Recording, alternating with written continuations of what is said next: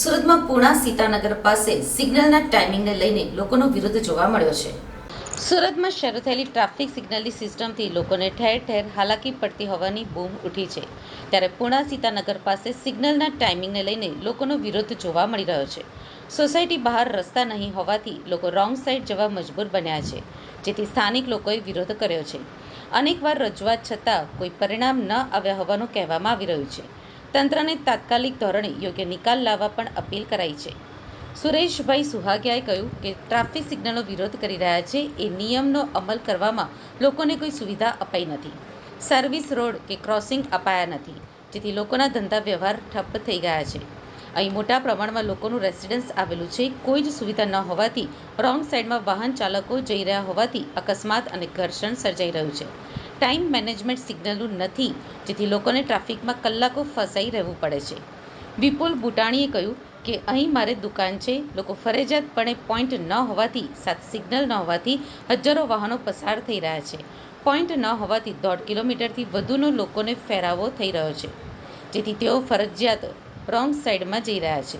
અમે ટ્રાફિકના અધિકારીને રજૂઆત કરી છે, ત્યારે અમારી એક જ માંગ છે કે ઝડપથી આ પ્રશ્નનું નિરાકરણ. આપણે ઉભા છીએ તે સીતાનગર 4 રસ્તાનો પોઈન્ટ છે. હાલમાં જે પ્રમાણે સમગ્ર સુરત શહેરની અંદર ટ્રાફિક સમસ્યા દૂર કરવા માટે જે સિગ્નલની પ્રોસિજર ચાલુ કરવામાં આવી છે એ ખૂબ સરાહનીય કામગીરી છે.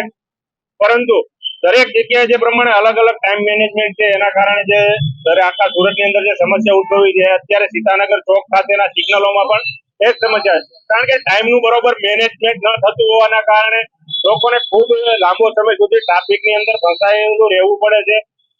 તેમજ સીતાનગર ચોક એક એવી જગ્યા છે કે જેને ચારે બાજુ વસવાટ આવેલો હોવાના કારણે જે લોકોને ડાબી બાજુ જવાનું હોય છે તો રસ્તો ખુલ્લો રહેતો નથી. જે કાયમ માટેનો સિગ્નલ બંધ હોય છતાં પણ ડાબી બાજુ લોકો જઈ શકે, તો તે ડાબી બાજુનો રસ્તા પર ટ્રાફિકના કારણે લોકો જઈ શકતા નથી. તો એની સમસ્યાનું જે છે કાયમી નિરાકરણ લાવવું પડે.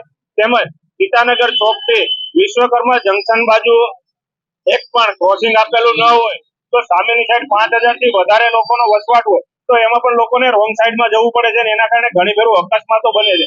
તો આનું એક નિરાકરણ લાવવું પડે. કાં તો સર્વિસ રોડ ચાલુ કરવો પડે અને કાં તો બ્રિજની નીચેથી કોઈ પણ જગ્યાએ એક ક્રોસિંગ આપવું પડે, જેથી કરીને લોકો રોંગ સાઈડમાં ન જાય અને ટ્રાફિકના નિયમોનું પાલન કરે. એટલે લોકોને જો આપણે ટ્રાફિકના નિયમોનું પાલન કરાવવું છે તો લોકોને પણ એક સુવિધા આપવી પડે. સીતાનગર ચોક ખાતે કોઈ પણ જાતની સુવિધા આપવામાં નથી આવી અને ડાયરેક્ટ જે ટ્રાફિકના નિયમો છે એનું અમલીકરણ કરાવવાનું ચાલુ કરવામાં આવેલું છે. એના કારણે આજે આ લોકો અને વેપારીઓની અંદર રોષ જોવા મળી રહ્યો છે. કારણ કે જે સિગ્નલ ચાલુ થયા એના કારણે આ બાજુ 200 થી વધારે દુકાનદારો છે એના ધંધા ઠપ થઈ ગયા છે. એના કારણે લોકોને રોજીરોટી મળતી બંધ થઈ ગઈ છે. એ કારણે આજે આ લોકોમાં રોષ છે અને લોકો વિરોધ કરી રહ્યા છે.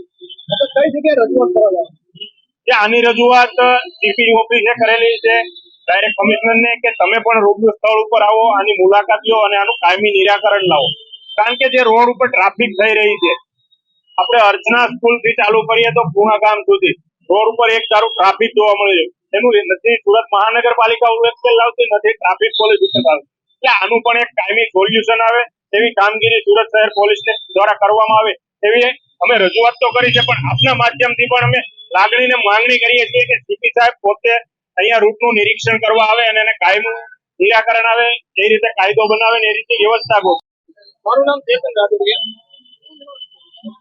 ટ્રાફિક સિગ્નલના જે નવા નિયમો આવ્યા છે એ નિયમ બિલકુલ સારો છે, પણ જે અત્યારે લોકોને તકલીફ પડે છે અને હરેક જગ્યાએ હરેક સમસ્યાની એક જ દવા ન હોય એ રીતે જે સીતાનગર ચોકડી ઉપર જે સિગ્નલો છે તો 2 દિવસથી બંધ છે. તો અત્યારે બિલકુલ ટ્રાફિક નથી થતી અને જયારે ચાલુ હોય ત્યારે 1-1 કલાક સુધી લોકો ટ્રાફિકમાં ઉભા રહે છે. તો પેલા એ સમસ્યા શું છે, પેલા અહીંયા અધિકારીઓએ મુલાકાત લેવી જોઈએ, એક દિવસ ચાલુ રાખીને જોવું જોઈએ અને એક દિવસ બંધ રાખીને જોવું જોઈએ. કારણ કે અહીંથી આપણે ડાબી સાઈડમાં જઈએ એટલે 3 સોસાયટી આવે છે, ચામુંડાનગર, સંતોષી કુંભા કે વિક્રમ શાહ.